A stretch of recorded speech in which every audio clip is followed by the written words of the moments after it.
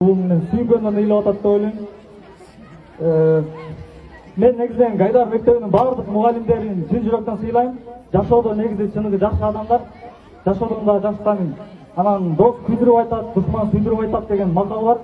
Бирок мен бүгүн только күйдүрүп айтайын деп атам.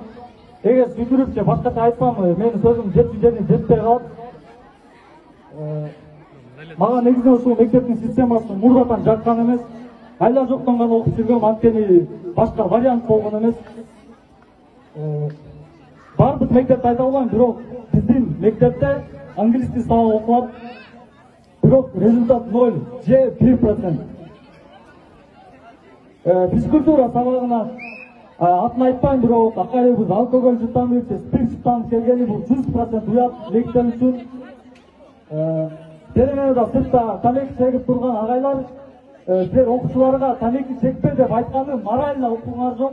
Ушуну айтайын деген мурдатан. Эми элестетип көрөбүз. 10 жыл мурда телефон колдонгонсуңар, кнопочный телефон болчу.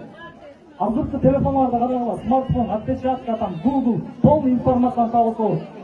Элестетебиз, 10 жыл мурдагы мектептин образованиясын азыркы образование менен салыштырып көргүлө. Айырма жок, өзгөрүш болгон жок. Мен сөзүмдү сүйлөптөйм. Урматтуу мугалимдер, мен сөздөрүмдү туура жагынан кабыл алып, туура түшүнгүлө. Буга чейин бул сөздөрдү менден башка эч ким айта алган эмес. Айткандан коркот болчудар. Силер мени жаман көрсөңөр, силерге да мага да пайда жок негизи. Эгер билимиңер жогору болсо, мени туура жагынан түшүнгүлө. Эгер мени жаман көрсөңөр, анда айла жок. Аплодисменты.